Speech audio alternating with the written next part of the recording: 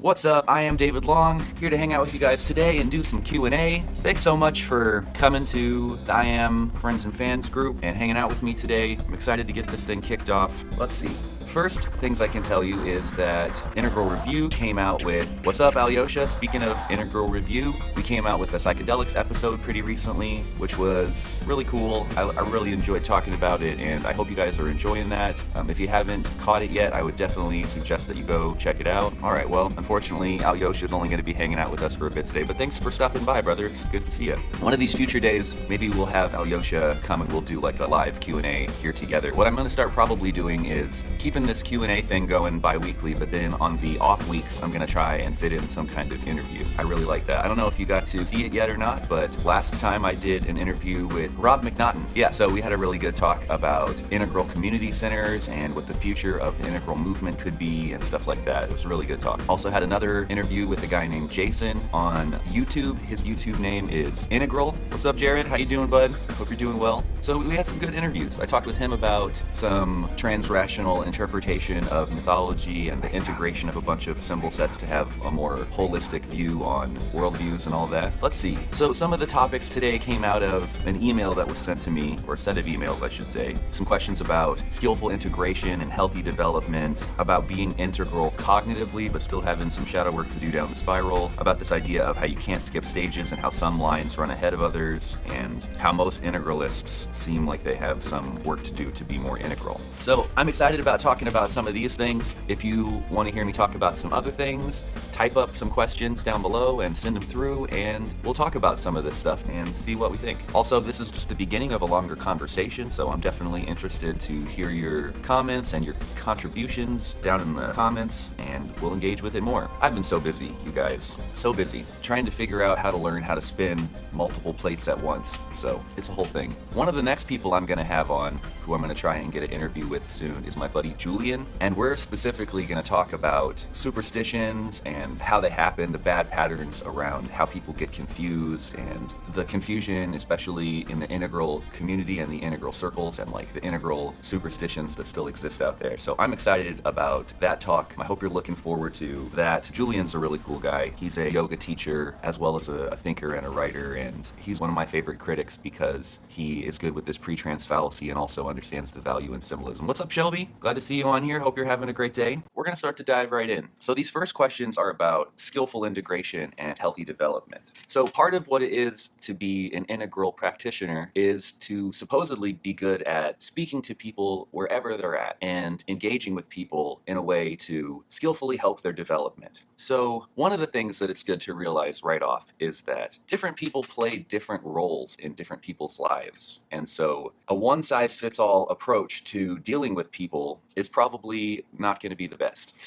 Also, I think it is important that we engage with people. A lot of people kind of make a virtue of not judging and letting other people kind of do their own thing. And that can be good, you know, especially if you are the kind of person who finds themselves to be really judgmental. It can be a good practice to kind of quiet that kind of a thing a little bit and to be more open. That can be good for a while, but it can also become kind of a dogma that can keep us from really wanting to engage with another person.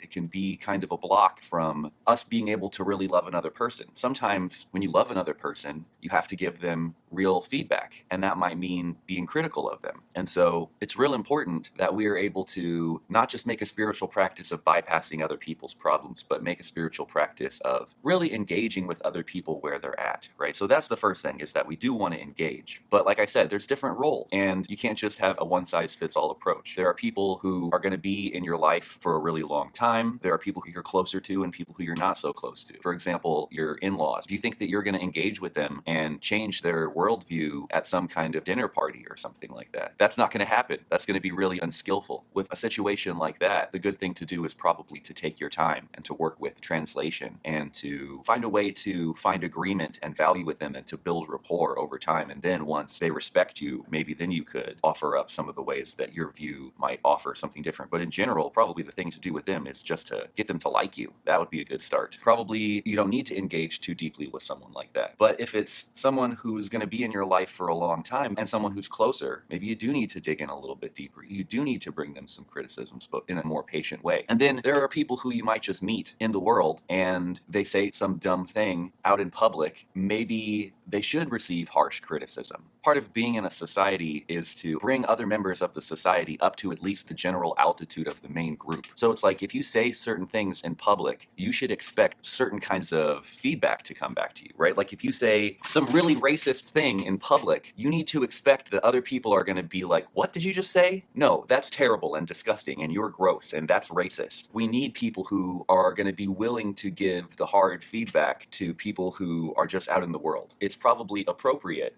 that some people get some of this hard feedback. Let me read what's being said here. Yeah, Shelby is saying that it's important to feel out the relationship, right? So as an integral practitioner, the idea is that we want to work with both translation and transformation. So what she's talking about is totally right. If it's somebody that you're going to be working with in any kind of a short-term or long kind of way where you're going to figure out whether you want to invest time in them to help them or not, that's exactly what you need to do. Is you kind of need to find areas of agreement, feel into their perspective, see if you can find the things that they value, that move them, that motivate them, and really develop some rapport around these important things to them. See what their strengths and limits are. What's the cutting edge of their understanding, and what are kind of the limited things that hold them back? And this question about translation versus transformation is interesting. Let me dig a little bit deeper into it. So the idea is you can be new to a stage, you can be mid-level in a stage, comfortable in a stage, like getting your grounding in that stage, and then you can be later at the high part of the stage. And that's kind of the point to where the stage is kind of holding you back. It's not really serving you anymore.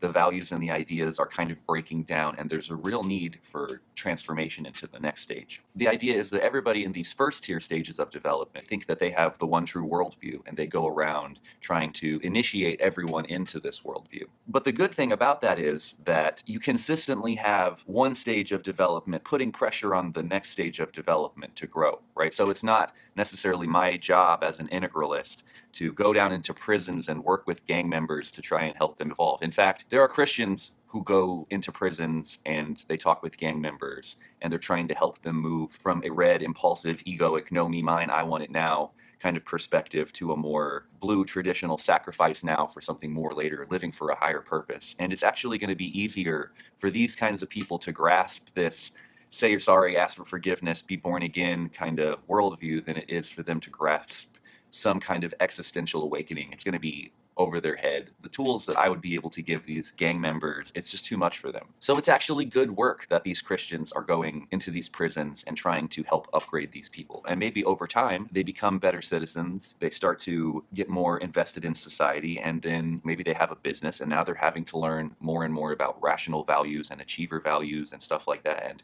over time, these higher stages of development will come online for them as well. It's also good work that you have atheists out there being incredibly critical of fundamentalist religions of all stripes and all varieties. That's good, important work, as well as it's good, important work that we have these green postmodernists who are like, let's listen to everybody and realize that everyone's at their own relative stage of development and that it's not necessarily a bad thing that different people have different ideas. So everyone's criticisms of everyone else is all good for development. And part of what you would want to do as an integral practitioner is to kind of find out where a person is at in their own development, what their highest ideas are, and engage with those kinds of ideas where you can affirm the good stuff about what they do, the good values, the things that they have going for them that's good. Help them push that cutting edge a little bit and also challenge some of the lower stuff. Now, a lot of people have this idea, like if we're looking even deeper into the future, thinking about what an integral society might look like. I think it's interesting to think about these questions about like wanting to preserve old school traditions, like Christianity or something like that. Because in general, so far, Ken Wilber has said things like, we're not in the transformation business. And so he's made all of these programs that are all about hacks into these different traditions. The integral version of Christianity, the integral version of capitalism, the integral version of Buddhism, and try to make them more well-rounded and holistic. And that's great work. That's helpful to people. It's helpful to people to be able to think about their tradition in a more upgraded way and include some of the parts that their tradition might normally neglect. That's great stuff. But what I think is interesting is this question of, does healthy translation block transformation? Because this is kind of one of the things that I've been seeing as maybe a potential problem is, let's say you're a Christian and you learn about evolutionary Christianity. Hopefully what you should be learning is that this is just one poetic way of talking about things, and it's just one symbol set. And you learn like the most healthy way of talking about things within that symbol set. But what worries me is that people then think that maybe they can be an integral Christian and they don't have to learn about other symbol sets. They can just stick to this one upgraded version of their tradition. And that's probably not really integral, is it? That's just having an integral hack into a tradition. So thinking about this, what would a transformative integral religion look like? What would an integral world of the future look like? Because as every new stage of development becomes part of the general altitude, it changes the expression of the spiral. Like, think about the impulsive egoic stage of a child. Racism and tribal warfare and stuff like that, stuff that might have been part of the expression of early stages of development when they were first being developed on the cultural scale, are not acceptable expressions of these stages anymore. What do you think that a traditional conformist stage would look like in an integral culture? What does a traditional stage of development look like when you have atheist parents or when you have postmodernist parents? Right? It changes. It's not the same anymore. I'm kind of thinking that at this integral stage where we do appreciate that there are stages that everyone goes through, we don't have a kind of one-size-fits-all perspective to stages. We would want to take the best, most healthy things that come out of the stage, the fruits of the stage, the value of the stage, but divorce it from the superstitious parts, the dogmatic parts, the divisive parts. You could still learn to be a good traditional conformist. You could still learn to sacrifice now for something more later. And you don't need fear of hell and guilt and sin and all this kind of stuff as motivators to get you to sacrifice now and live for some kind of higher purpose. It could even be something like, if you get good grades in school, when you turn 16, we'll buy you a car. That in itself could get you to sacrifice now for that something more later. And that could be really good motivation for someone. So going back to this question of, does translation block transformation? Another example of that might be something like, they talk about conscious capitalism, right? So there's this idea that you can have an integral business and now capitalism is still good. As if me being a good business owner fixes the problems of capitalism or something. You know, it's great to be able to figure out how to act ethically within systems that exist, because we're going to have to do that, right? But at the same time, let's not get so comfortable that then we start to think that capitalism is okay, or that we don't need to be working on the transformation into some new kind of system. All right, so I'm just trying to think if we've covered kind of all the bases on this integration topic. So we've talked about the future, we've talked about how the spiral can change in its expression over time, we've talked about translation and transformation and kind of figuring out how and when to engage in both. I've talked a little bit about when you're dealing with people, trying to meet them where they're at, but maybe the other thing I might want to add to that is that it's important to work from the inside, to find those agreements and to really come to this place with another person where it feels like we're on the same team, that we're working on the same project together. Then from this inside space, when you're critical, you can talk about your concerns for your common shared project. And then it feels more like we're building together and less like I'm an atheist and you're a Christian and I'm attacking you. It's like, no, I'm a Christian, like, and this is what it means to me. Watch my video letter to Christians and see how I go about it. You know, I'm not trying to take away their symbol set or say that God is bad or Jesus is bullshit or anything like that. What I'm trying to do is saying, I'm a Christian too, and this is how I think that we should do it right. And this is what I think a more mature version of it looks like. And if you want to say that it's literally historically true, we can take those claims seriously too. And what we find is that historians and whatnot don't really find those arguments to be that convincing. And even within the text, there are these parts about taking it metaphorically and not literally. Let's see what you're saying. Yeah, okay.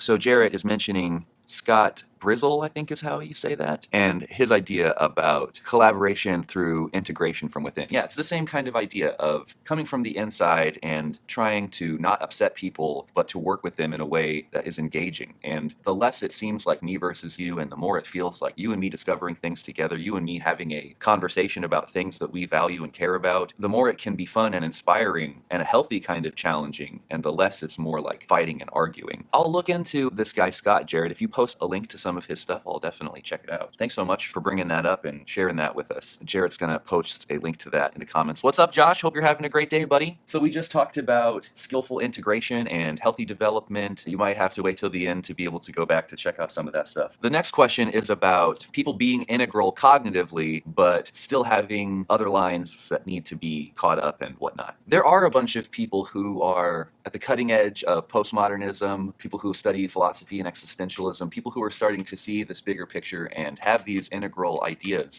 And cognitively, they're getting there. But the good thing about being integrally informed is that it's not just about intuiting it, but we actually have the explicit maps, which then help us to come back and practice and refine. And really, this is where a lot of shadow work starts. A lot of people who cognitively creep their way up into integral world space do have a lot of work to do. And it's through learning about these integral maps and getting a more holistic view and a good checklist that you can start to see where your strengths and weaknesses are at. You can start to see the areas in which you need more work to be more holistic. You can really start to see the places in which you have a lot of shadow and trauma. And it'll come up again and again. I think it's interesting because when people are critical of integral theory from first tier, a lot of their criticisms say more about their own shadow issues than they really have anything to say about the actual problems with the theory itself. They go, oh, this is too rational, this is too egoic, this is too this is too that. And really, it might be they're not healthily enough in touch with their ego. They are demonizing their mind and rationality. Even today, I had someone tell me, there's not enough heart in integral theory. And to me, this is kind of like forehead slapping.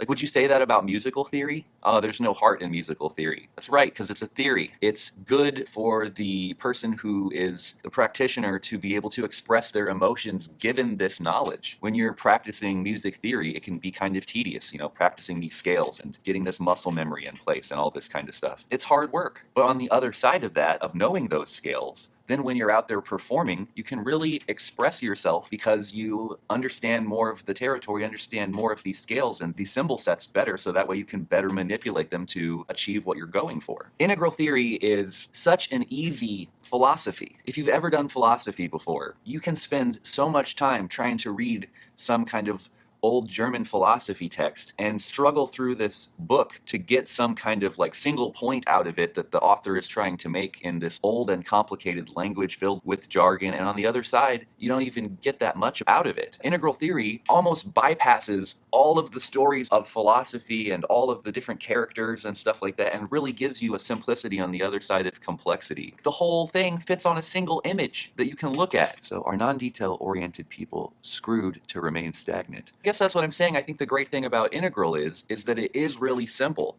People are like, oh, I'm overwhelmed by the jargon of it and all this kind of stuff. It's like, it's really not that much to learn. And all this jargon, these phrases, these words like transrational or whatever, it holds a distinction. It's not just a bit of jargon, but it's a word that holds an idea. If you can understand this word, then you can actually see a whole new aspect of reality. KRS-One has this great quote where he says, you don't see with your eyes, you see with your brain. Let's say mind instead. You don't see with your eyes, you see with your mind. And the more words you know, the more of reality you can see. So this isn't just jargon. These are tools to help you to be able to see more of reality and to make better distinctions. And like going back to what I was saying about how it kind of bypasses all the work you would normally have to do as a philosopher. You don't need to know about Wittgenstein or Nietzsche or the differences in disagreements between these philosophers. You don't need to know about Heraclitus or Parmenides or Socrates or any of these philosophical traditions. You can learn about interiors and exteriors and have this kind of really immediately practical and helpful map to help you to navigate the territory that you live in. It's not just pie in the sky, hyper technical jargon. It's like super simplified philosophy for the layperson that becomes incredibly applicable in almost everything that you're doing. I know that's a bit of a rant, but it really does become frustrating. They've put in so much work to try to make this thing so easy and accessible, and yet people still complain about the little bit of work that they have to do to get the thing. But yeah, I mean, going back to Josh's question of are non-detail oriented people screwed to remain stagnant? I do think these kinds of theories and the way that they're normally presented can be really problematic, and it can be hard for certain people to get into caring about these things. Honestly, this is why integral theory is like 80+% men, and definitely not enough females. I feel really blessed right now that actually the people who are watching this video are half and half. That's pretty awesome. But it's all these old white dudes. We need more young people. We need more females. We need to make it more fun. There needs to be more relationship and community kind of stuff built around this stuff. We have a lot of work to do to make it more accessible. And more intro material, too. We need more intro material. Yeah, 80+% detail-oriented, intelligent men, mostly white men. I saw this Facebook post not that long ago where this lady was like, all right, come on, let's face it. The most mature people in the world are women, right? And I'm like, well, in general, I think women are more mature than men. Women are able to, in general, get into green easier and stuff like that. But I think because a lot of women in general are so relational, they're not as much into thinking about ideas and stuff like that. They don't understand worldviews and philosophy usually. Usually they're not as interested in these kinds of things. And I think that this is why, to some extent, some of the smartest people alive are men.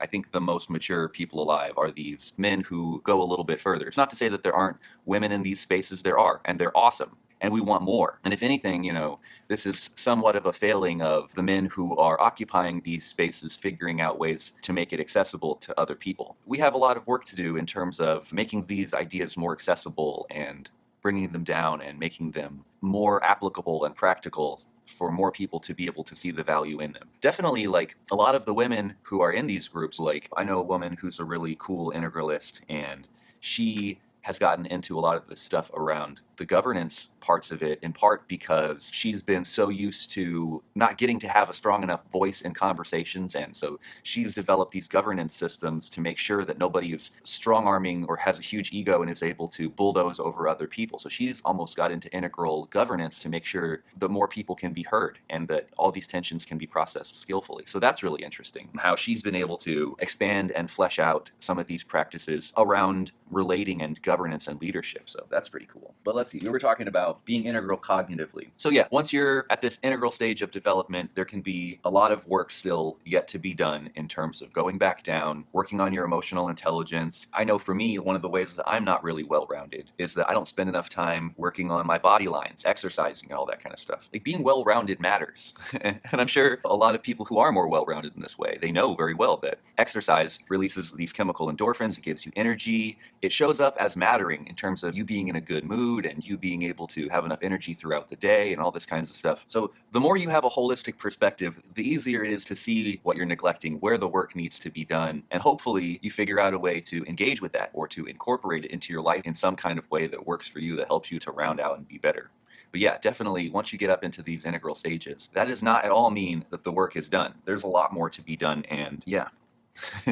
A lot of us can tend to be really egoic because we're so used to being the smartest person in the room. And when you start putting us together, it can be a lot like herding cats. We're strong-minded people, and it's interesting because within the integral community, you would think there'd be a lot more support and love and stuff like that. But man, some of the people who are the meanest to me are other integralists who give me shit, and not really skillfully. So there's this idea like you can't skip stages and that some lines run ahead. So this is interesting to think about. There are people like Sam Harris or Jordan Peterson who have really high-minded insights, and yet they still seem to have older ideas that are holding them back. And yeah, so this can be a problem, but it's also good, that some people have ideas that run ahead. But it is interesting, like, so many people think about these stages of development in these very, like, this one, then this one, then this one, like these kinds of, like, boxes, and it really is probably much more like Maslow's hierarchy of needs, where even if you're working on self-actualization, you're still cooking meals for yourself, you're still trying to survive. Maybe you've beautified it, it's easier now, it's not your main concern or priority, but we transcend and include stages of development as we grow. We're not on the spiral is in us. So there really can be lines that run ahead and issues that we have to go back and deal with to be more skillful. Okay, and so I guess now we're going to talk about how a lot of integralists have work to do. What are your guys' experiences with the other integralists that you've talked to? Do you feel like they are all good representatives of integral integrity and skillfulness? Or do you feel like a lot of the times there are some issues there? and some misunderstandings. Feel free to post about that down below. I think it's an interesting topic, like the patterns that we see when we talk to other integralists. I think one of the problems is that because Integral as a brand, the leaders of the Integral, if you even want to call it a movement, the Integral brand, Ken Wilber and his people, when they were first trying to translate and offer tools to lower stages, to some extent they're also trying to sell these ideas and make them accessible. So Ken Wilber would go into these rooms of postmodernists and Buddhists and stuff like that, and he would tell these other people, you're integral, or you wouldn't be here, you wouldn't be interested in this, you wouldn't care about this. And so I think because his motivation was about money and selling these things and holding a space, that attracts a certain kind of crowd, and that you end up lowering your standards to be able to sell all these people this thing. And then what happens is you wind up telling a bunch of postmodernists that they're integral and affirming them in their self-righteous authority and this idea that they're a superhuman, that they're the most elite of the elite. And of course, then it ceases to be a community of rigorous philosophers, and it starts to become a community of New Agers who haven't really studied philosophy, who don't really know about these ideas, who don't have a rigorous epistemology. They're not necessarily seekers, and they have a sloppy integration. They're already told they're integral, so they don't even try to learn the theory. They just think that they've already achieved it without ever even trying to do anything. Let's see. There's people who are PhDs in psychology and philosophy who are so cerebral I can't even understand them, and then the opposite, people who are really a type of closeted New Ager. Not too many in between, but I think personally typology influences that just as much as stage. Yeah, I think that's true. I think it also has a lot to do with Ken Wilber's translation of integral, the way that he kind of works backwards from Eastern ideas, Eastern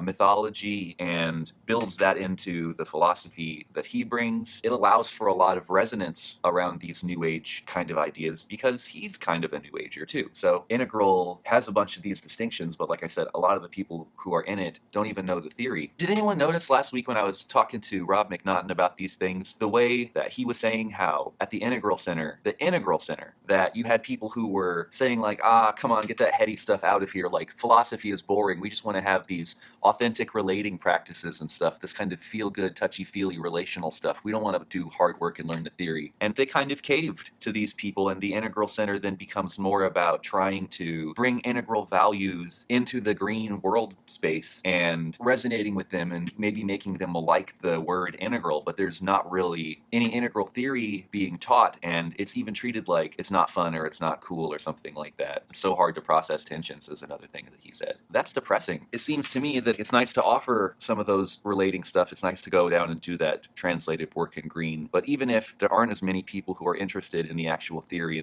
that still should be the stuff that we're doing. Integralists should know integral theory. Like the Integral Center should be about the integral movement and spreading integral theory. I feel like maybe I've talked a lot about integral and stages and maybe scared off some of the people who don't know as much about integral theory. Well, that's okay. Next time, if other people want to talk about different things, hit me up in the Q&A. More and more people are getting a hold of me now that I've made these What You Talking About Wilbur videos. More and more people are coming around to this emergentist integral perspective, and that's really exciting to me to see more people thinking about these things and questioning it, and people are feeling like they're still evolving and awakening, and that's great. I know for me, when I first learned about Wilbur and all of this stuff, like it definitely resonated with me, and for a long time, especially because Wilbur does talk about the pre-trans distinction, and he says that he got this idea of the pre-trans distinction from Joseph Campbell, who's my favorite teacher, and that he's thinking of it in that way. For so long, I wound up giving him what I call the trans-rational benefit of the doubt, assuming that he's speaking about a lot of these things poetry. And then over time, it became a lot more clear to me that he did have certain ideas that he took literally that were actually baked into the cosmology and the ontology of integral theory, with this idea of quadrants, tetra arising and going all the way down and all the way back, and having to then grapple with these ideas about idealism and is that really true, especially coming out of Christianity. I will admit I believed in it for a while, and it was only actually integral methodology and stuff that really helped me to deconstruct some of this stuff, because we need to be looking to science and rationality for exterior quadrant answers. So taking these things into account and then thinking about what science has to say about them and questioning them and being critical of them, it really seems like they don't stand up if you take them literally. So there's definitely some work that the integral map and integral theory needs to be better and to be more healthy, and it's exciting to think about upgrading integral to make it more healthy, especially before we start to kick open this more integral movement type of stuff. The work that Ken Wilber has done in building this map so far and bringing together this community is saving us like 30 years of work. If we can just clean house a little bit and get some of this stuff right before we take it to the next level, it's really a lot better than trying to start new from fresh and then rebuild the wheel or something like that. I think it's much better to stand on the shoulders of giants to kick off from where they've started and to work to make it better and refine. Let's see, where are we at? We're just about up on time. It was very great hanging out with everyone today. I appreciate all of you, especially those who support me and who are my Patreons. Big respect to a couple of my Patreons who came here today. I'm getting another comment here. People don't like to do their homework unless they either have accolades or consequences driving them to do so. So without either bestowing some accredited certification that they see as providing access to something they want or the denial of access of esteem, you probably won't see most people jumping at the chance to delve into the work and move out of their comfort zones. So true. Well put, Kevin. Very well put. There really does need to be an accredited situation with this integral theory stuff. We need to get it into colleges, which is also part of why we need to get the science right and to be in line with what's actually true. So that way, when we put these things out, they're actually good and that they don't get discredited like, oh, that's just some BS woo-woo type stuff. You know, I mean, there's a lot of people who get accredited in some BS woo-woo type stuff, but he's right. It needs to be taken more seriously. We really have a lot of work to do to bring these ideas to the world. And Kevin's right. Most people are not just going to do the work. Most people are not philosophers and people who are really wanting to dig in and dive in deep for their own self-improvement. You do find these people, and they're rare, beautiful gems, these people who want to really understand and have self-improvement. And I think that's a lot of the people who end up in these kinds of places. Definitely a lot of my fans are this way. They're just awesome people who want to put in the work because they really care. Closing it down. Thanks again to everybody who came out and hung out today and contributed to the conversation. Thanks for those who are watching later. Feel free to post things down in the bottom and I'll check them out and respond later. Let's see. I'm just going to, as long as the conversation is still going, I'll keep engaging with it. Let's see. The psychological aspects of the higher tier stuff is more or less garbage from the perspective of academic validation, long way off from getting into Harvard and such. Yeah, there's definitely some stuff that we got to iron out and whatnot. I wonder what psychological aspects of the higher tier stuff that you're thinking about, Josh. But yeah, I think the more it's rooted in a realistic worldview and the less woo-woo crazy stuff that we're talking about, the more it seems like, oh, this is just practical, or oh, this is just poetic. The more it's Aurobindo and stuff like that. Yeah, that's interesting. I think it's one of the main problems that we have with these ideas of third tier and stuff like that. I have a picture that I can post down below where even Don Beck is like, you're stealing the tier language from spiral dynamics and creating this whole other tier that has nothing to do with psychology and everything to do with mysticism and state stages and stuff like that. Aurobindo is not a developmental psychologist. And when we look at these kinds of integral maps with like all the different lines and the different kinds of studies that have been done here, I'll show you. I have this map right over here.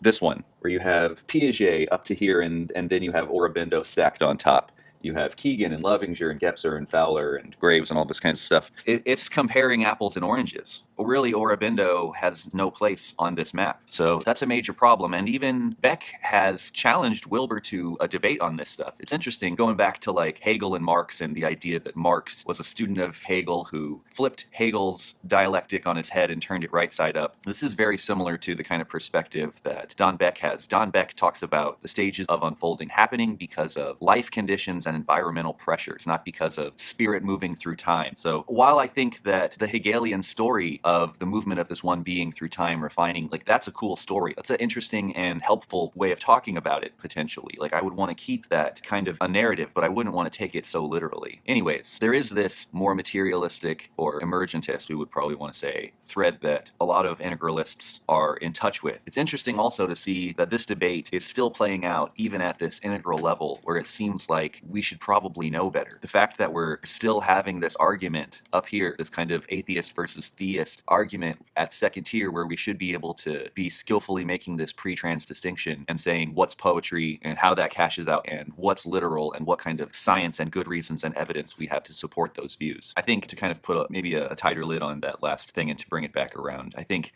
academia would be totally right to be critical of a lot of the Aurobindo state stages, third tier type stuff. In fact, if I were to create some kind of a Davidian version of the map or something like that, in my view, there probably is no third tier stage of development. I did make a video about Davidian versus Wilberian integral, and I do introduce a new map as well as invite you to help me make it better. So check out that video. I'll post a link at the end. On the current map that I have up here in my room, there's a third tier on there, but it's something like action and non-action without attachment to outcome. I could imagine that there is this kind of peak experience type of thing almost, to where you have full peace in the struggle with your maps, and you're only going to do what you can do, and you're not overwhelmed by passion. You're just there and skillful and almost totally clear. You could almost say that kind of an awesome peak experience of total transpersonal engagement is probably something like third tier, if something like that exists. But it seems more like a peak experience. Maybe you could turn it into a structure over time, but I don't see how you could get much higher than that. At the end of the day, there's no superpowers or ability to manipulate matter with your mind and all that kind of stuff. I've seen no proof or evidence of that. There's a lot of talk and a lot of claims, not a lot of extraordinary evidence to back up those claims. But yeah, we'll leave it there. It was great hanging out with everybody today. I love your faces, as Philip DeFranco would say, and I'll see you next time. So go check out that recent integral review. We'll have another integral review coming out here soon about the pickup community. That one's pretty interesting. And check out these interviews. And if there's somebody who you want me to do an interview with, let me know down below, and I'll see you next time. Much love. Peace.